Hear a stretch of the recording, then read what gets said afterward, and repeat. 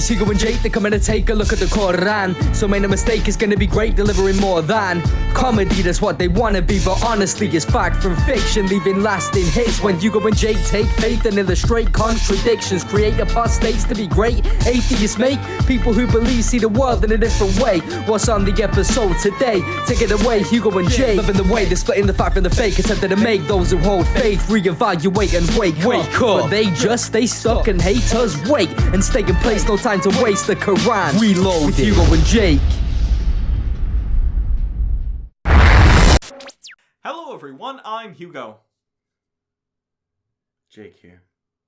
And this is the Quran Reloaded. Welcome back. We're here to read more of the Quran. Last time we talked about, oh God, it's been so long. Probably about people going to hell for not listening to Allah, if I had to guess. We're on the 6th surah, which is all about livestock, except for when it isn't. We're on verse 160. It's not at all about livestock. If you were to obey most of those on earth, they would divert you from God's path. They follow nothing but assumptions, and they only conjecture. Your Lord knows best who strays from his path, and he knows best the guided ones. So eat of that over which the name of God was pronounced, if you indeed believe in his revelations. What I find fun about this verse, of course it's talking about the different dietary restrictions and whatnot. Sure. Halal, haram, what you can and cannot eat. This is what the Islamic source, the study guide, has to say about this specific verse.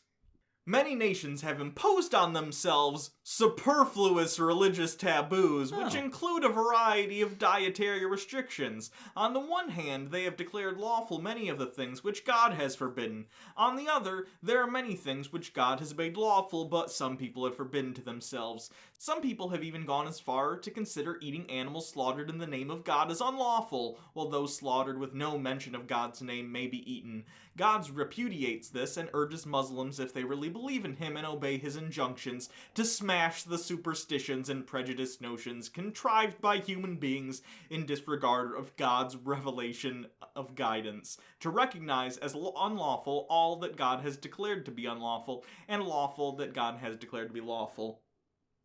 So this person's argument is literally, hey, there's a lot of people out there who believe a lot of stupid things about their diets that are just superstitious, because this thing written in this book, it's not what they say.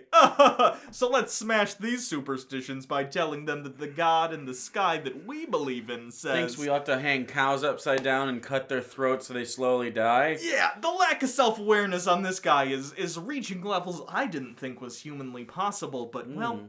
But here we are. But does Allah allow someone to eat ass?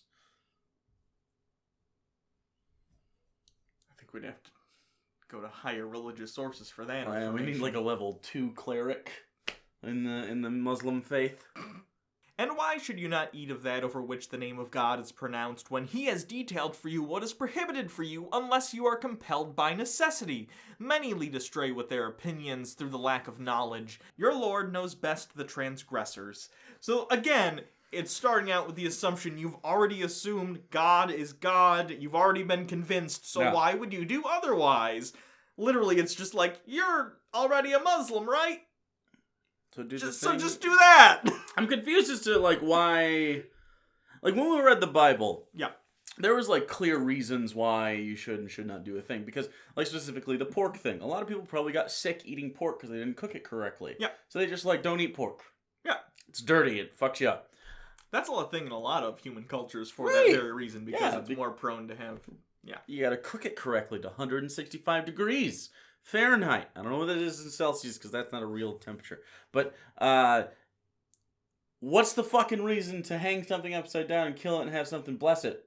The actual reason is because it allows, when you hang it upside down, you let the blood all come out. It's because when the blood is released, it allows fewer blood-borne pathogens and stuff in the food, which makes sense for the time, but being that today we can guard against that without the suffering of a living animal having its throat slit. Same thing alive. with kosher, for the record. Yeah. And now we're gonna get 2 or 3 vegans going like, but you guys eat meat anyway. Well, yeah, but like, we try not to let them suffer. You know Also, what I'm saying? I can't wait for lab-grown meat. I will eat the fuck out of some lab-grown meat. I wonder what like various religious people in Oh, you can't do Judaism and Islam are gonna say about that, because there's gonna be genetically engineered fake pork. I'm more interested in Hindu. Oh, that's gonna be interesting. Can you lab-grown beef? Because It's not a cow. it's It was not never a cow. It doesn't have a soul in it. So it's a protein lattice that tastes like beef. I feel like, if anything, I think shit like this upsets religious people because it makes them think about their beliefs and Probably. like, wait a minute. Yeah.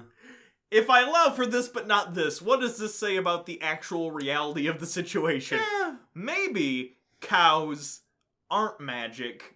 Maybe. Maybe. And do not eat from that over which the name of the Lord was not pronounced, for it is an abomination. The devils inspire their followers to argue with you, but if you obey them, you would be polytheists. Remember, every good worldview begins with, everyone who disagrees with you is only disagreeing with you because evil spirits are telling them to be. That sounds reasonable. Yeah. Generally, that's a good way to self-introspect as well. I'm right. If you disagree, demons! It's demons. Is he who was dead? Then we gave him life, and made for him a light by which he walks among the people, like he who is in total darkness and cannot get out of it. Thus the doings of disbelievers are made to appear good to them, and thus we set up in every city its leading wicked sinners to conspire in it, but they conspire only against themselves, and they do not realize it. When a sign comes to them, they say, "We will not believe unless we are given the like of that which was given to God's messengers." God knows best where to place his message. Humiliation from God and severe torment will afflict the criminals for their scheming. Again, don't fucking question me! Everyone who questions me will be killed!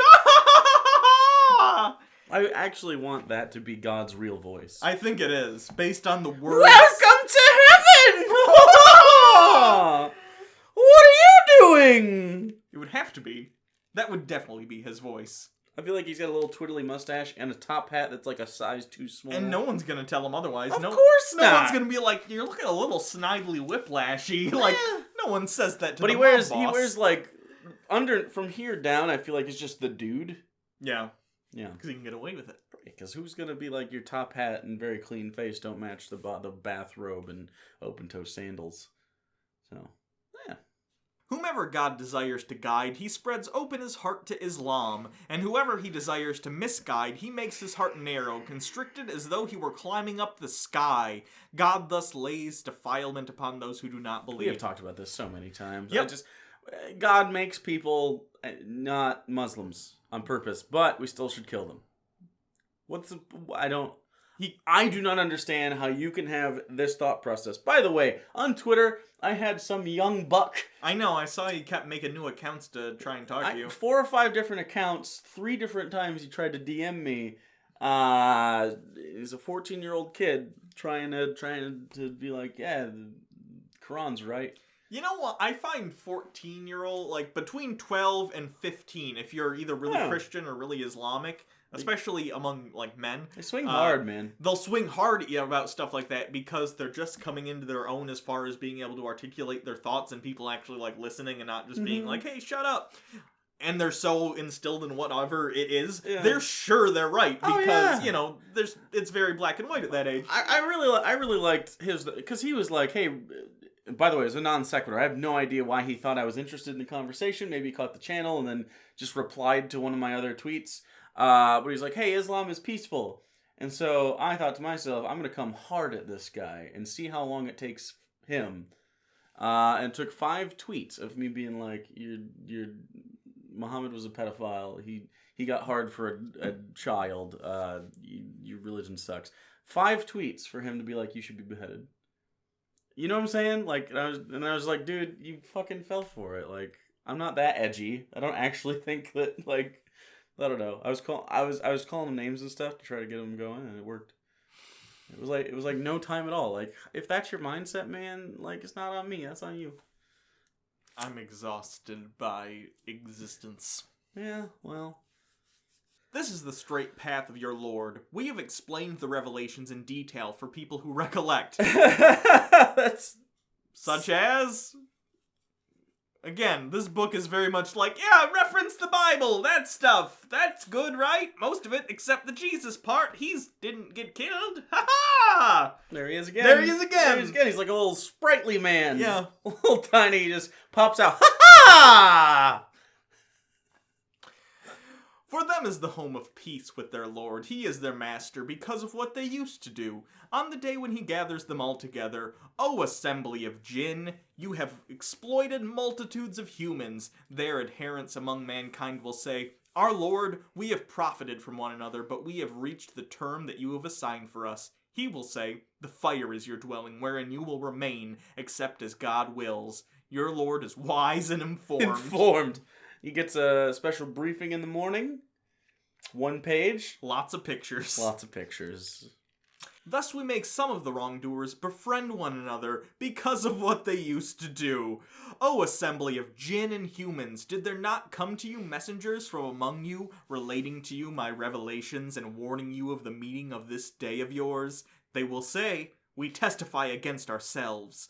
The life of the world seduced them. They will testify against themselves that they were disbelievers. That is because your Lord would not destroy towns for injustice while their inhabitants are unaware. So he'd only destroy places that were aware?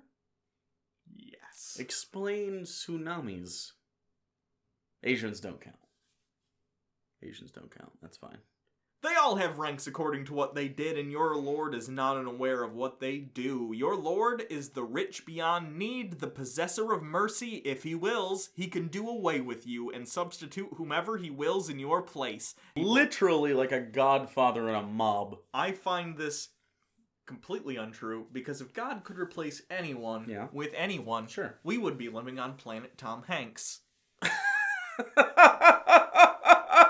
And it would be the most congenial.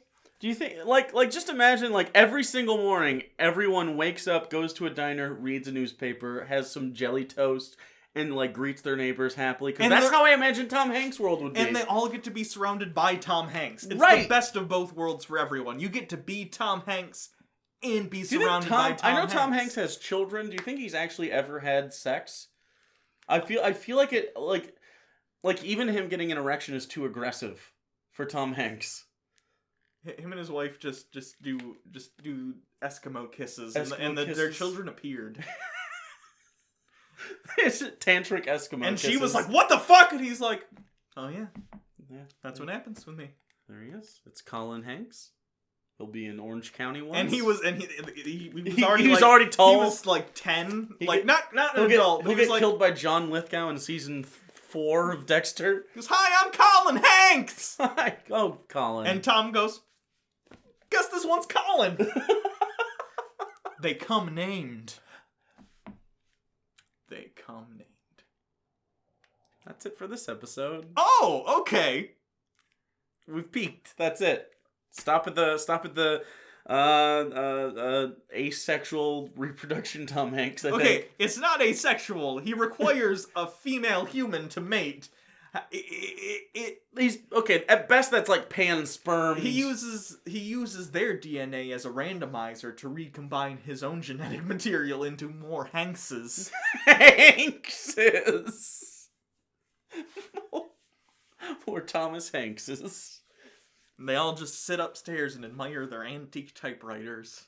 He does have antique typewriters. Tom Hanks is a fucking treasure. When he dies, this whole world should go with him. He's the light in the darkness. Why aren't we religious towards Tom Hanks? That should be a thing. Okay. It's like dudism, but Hankism. Yeah, Hankism. So, you can always follow us on Twitter at PapaBirdJake. You can follow Hugo at Tom Hanks. Tom_Hanks is the real Tom Hanks.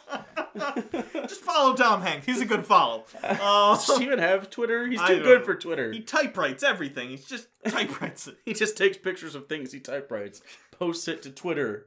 But he follows the character limits because he's Tom Hanks. And he wouldn't break the rules. Our Discord link is in the comments. We have over 2,000 members at this point. Yeah, it's really active. Lots of people. I was in general chat for a little bit last night. They started talking about Warhammer, and I was out. It was good.